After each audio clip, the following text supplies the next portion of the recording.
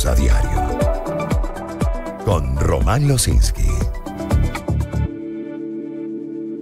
Éxitos. La reciente encuesta escolar 2023-2024 que hace la Asociación Civil con la escuela arrojó datos sobre los desafíos, las realidades que tienen las escuelas, los estudiantes, los docentes, los padres, digamos todo el sistema educativo, y que de alguna manera ha venido permeando, digamos, los resultados de esa encuesta a través de nuestros titulares. Hoy es un gusto recibir vía telefónica a Óscar Iván Rose, profesor, subdirector de Con la Escuela. Óscar, muy buen día, ¿cómo está? Buen día, Román, ¿cómo estás tú? Muchas gracias por el contacto. A usted por atendernos. Para ustedes, Óscar, más que para padres, para representantes, para nuestra audiencia, para ustedes que le llevan el pulso a la educación, ¿qué es lo medular que se desprende de este estudio? ¿Qué es lo llamativo o qué es lo preocupante o qué es lo alentador incluso que se desprende de esta encuesta? Bueno, de la encuesta en general, lo preocupante es que por todos lados te sale que la cantidad de días de clases que deberían darse no se dan. Ahora, como dices, dentro de lo positivo, es que a pesar de eso, hay grupos de docentes que se mantienen obstinadamente en las escuelas, dando 2, 3 días, pero atendiendo a los niños. Pero obviamente eso es insuficiente. Es imprescindible que se regularice la situación de los días de clase, de la asistencia de los estudiantes, de la presencia de docentes. Si no es bien cuesta arriba, y los resultados que obtuvimos con respecto a la fluidez lectora y a la comprensión es una demostración de ello. Puedes hacer el mejor de los intentes, pero te hace falta el tiempo, pues. Vayamos punto por punto, Óscar. Cuando hablamos de estos pocos días de clase, de este horario mosaico, como han querido llamar, me imagino que el origen de esto es multifactorial. Tendrá que ver con el salario de los maestros, con el acceso al colegio, con los servicios. ¿De qué depende que puedan aumentar los días de clase a la semana para esos estudiantes? Bueno, tú dijiste estrés, pero también de la falta de servicios públicos, también tienes que decir el problema de transporte grave, el problema de la falta de alimentación.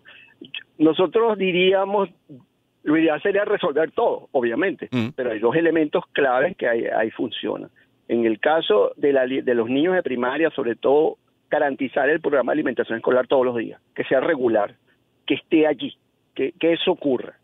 El otro aspecto es que haya clases con docentes, con profesionales de la docencia. Ya esos 2 elementos empiezan a gravitar profundamente en que el estudiante vaya y esté en clase, ¿verdad? Cuando dice que haya clases con docentes, ¿es porque a veces hay clases con...? No, vamos a usar, quizás no era un término apropiado, con profesionales de la docencia, personal graduado con esto, porque hay un 25% de personal que no es docente, atiende niños, está allí, pero no es igual nunca un profesional que ha egresado a la universidad, mucho con maestría. Entonces tú deberías tener eso, porque cuando no tienes una persona profesional te ocurren limitaciones de tipo pedagógica, de didácticas escolares, una serie de aspectos que tener. Cuando llega el PAE, ¿con qué viene? ¿Qué incluye el PAE? El programa de alimentación escolar, quiero decir. Bueno, cuando llega el PAE hay una sobrecarga muchas veces de carbohidratos, pues. Pero no es una alimentación que podríamos decir permanente, integral. A veces, como es irregular, te llega algún alimento, por ejemplo, no te llega para alinear una carne, si llega, o un pollo, que es lo que más frecuente pueden llegar, sobre todo los pollos. Y la carga de carbohidratos muchas veces es amplia. Frutas, eso casi nunca llega, o sea, no es equilibrado, pues. Y la porción. ¿Y cuando llega cada cuánto tiempo, Óscar? Bueno, yo te puedo decir que una de las razones por las cuales los padres no van todos los niños a la escuela es porque es infrecuente. Infrecuente que te puede ir 2 o 3 veces a la semana. Y hay sitios donde literalmente no va. Pero lo que tú deberías decir que va todos los 5 días de la semana completo, bueno, yo no podría asegurar eso. Es Óscar Iván Rose quien nos acompaña, profesor, subdirector de Con la Escuela. Hablemos ahora de la infraestructura de las escuelas. ¿Cómo están en pintura, en plomería, en electricidad? Más allá de que haya el servicio de agua y electricidad, pero ¿está capacitada la escuela para recibir el agua cuando llegue o recibir electricidad si es que llega a ese punto? Bueno, fíjate el agua. ¿Dónde guardas el agua? En tanques, ¿verdad? el reservorio para poderlo utilizar. Bueno, el 30% de las escuelas donde hay tanques se encuentran en mal estado, son inservibles. Eso lo dicen los docentes. Cuando tú digas, bueno, llega el servicio de agua para los niños, para que haya filtros, ¿verdad? Bebederos, bueno, el 76% no tiene filtros. O sea, no hay escuela, el 70% de las escuelas que nosotros encuestamos no tiene filtros. Inclusive se suspende agua en el 30% porque es una cosa que falta. En el caso de los baños, nos reportan que el 48% de las escuelas que encuestamos, los baños están en mal estado o no funcionan. El de los baños es particularmente crítico, porque los que hemos sido educadores en plantelos sabemos que el baño es imprescindible, tenerlo limpio y operativo. A las 10 de la mañana un baño no limpio o a las 3 de la tarde, caramba, cuesta mucho tener a los niños en institución. Los techos es otro problema que ha aparecido. En el 41% de las escuelas señalan que los techos están en malas condiciones.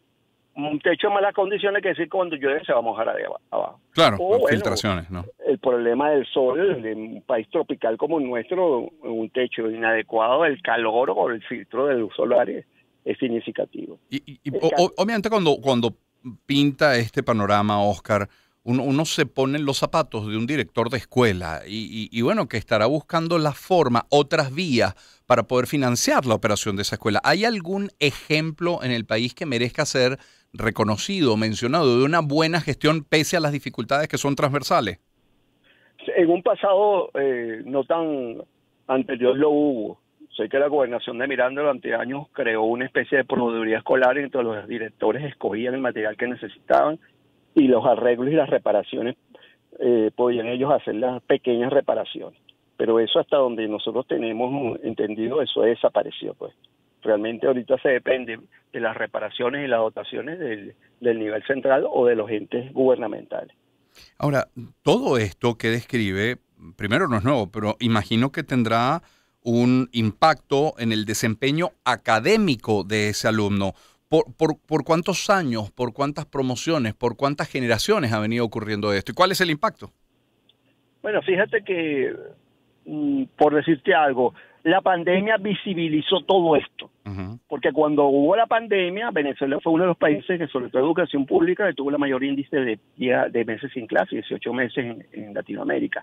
Y eso te digo que visibilizó, porque cuando se volvió, quizás se debió haber aprovechado ese periodo en que obligatoriamente estaban fuera de las aulas para hacer reparaciones, inversiones, arreglos, pero aparentemente no se hizo. Pues. Entonces, cuando tú vuelves, además de ese retraso de días, de meses de clase perdido, te encuentras una escuela que, no vamos a decir todas, pero en muchos casos no están en condiciones para que se diga actividades escolares todos los días, todo el tiempo en el horario escolar. Es difícil. Por ejemplo, cuando empiezan los periodos de lluvia, realmente es calamitoso para muchas escuelas el funcionamiento. Oscar, ¿es posible, lo hacen de hecho ustedes, comparar la situación de la educación en Venezuela con la región, digamos con nuestra vecina Colombia, con Brasil, con México, con Panamá? ¿Es posible comparar?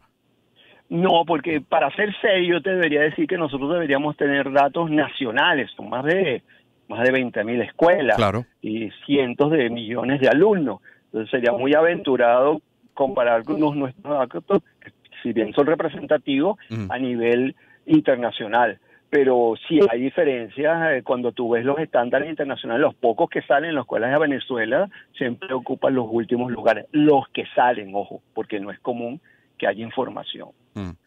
Sé que tenemos un problema porque son datos que inclusive el Ministerio en una reunión con LUCAP lo presentó en diciembre, severos a nivel de fluidez lectora y de comprensión de lengua, inclusive en sexto grado hay niveles con niños de sexto grado que literalmente en sexto grado no entienden lo que leen.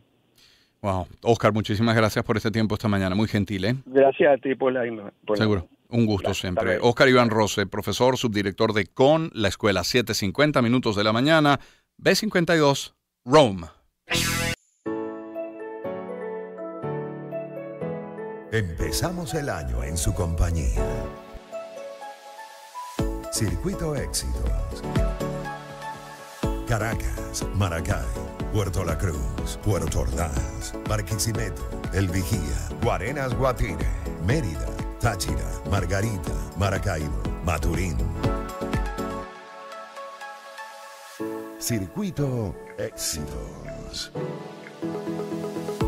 Melodías de siempre.